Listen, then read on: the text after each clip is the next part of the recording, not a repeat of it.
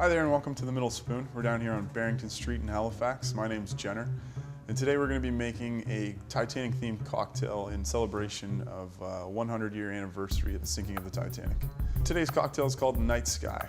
So the inspiration for today's cocktail was actually to look at the menu from some of the last meals that they had on the Titanic, take some of the aspects from some of the dessert courses, and try to transform that into a cocktail. So what we did was narrowed it down to a couple courses on the actual last menu that was available on the Titanic for the first class guests.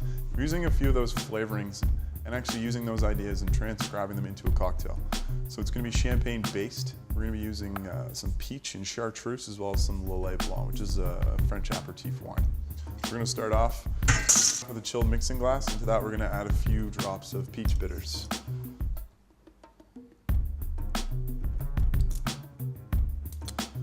Followed by the zest of an orange, as well as grapefruit. So we're going to go in the bottom with some fresh thyme, and we're going to muddle that all together.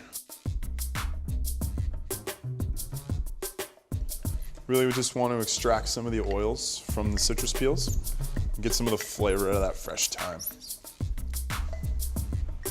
So once we've got our fresh herbs and citrus muddled in the bottom of our glass, we're going to add about a ½ ounce of vanilla simple syrup.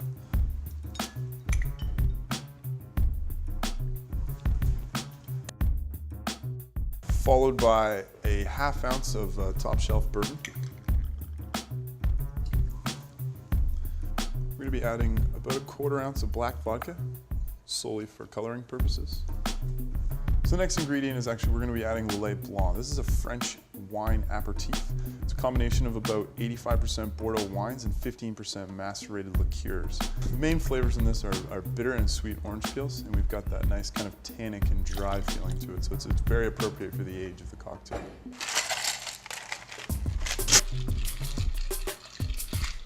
So the actual reason we're stirring this drink is because we just want to chill it and slightly dilute it. That probably would have typically been the style back around the time that the Titanic would have set sail. I took a look at some of the actual options that were available as far as cocktails go on the ship, and they were mostly just stirred martinis or that type of drink. So this is going to be a little stronger, but we're going to let it chill there for a second while we open our bubbly.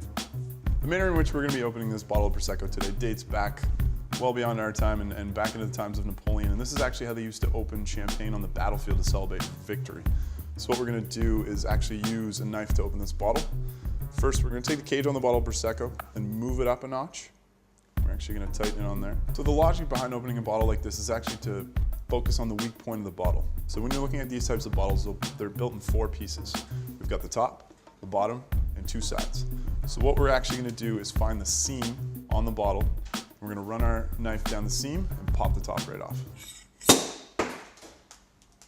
So now that we've got our cocktail mixed and we've got our chilled champagne coupe, we're actually going to rinse the glass with a flamed chartreuse.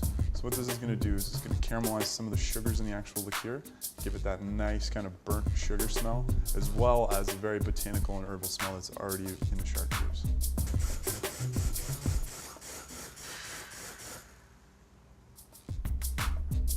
And double strain our cocktail into our champagne coupe.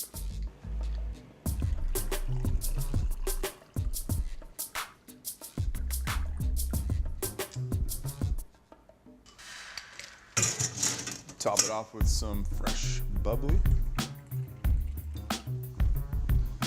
And garnish with a nice edible flower.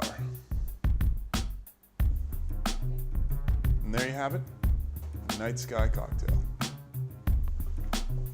Thanks for stopping by The Middle Spoon. We look forward to seeing you this weekend to try out our Night Sky cocktail. We'll see you again next time.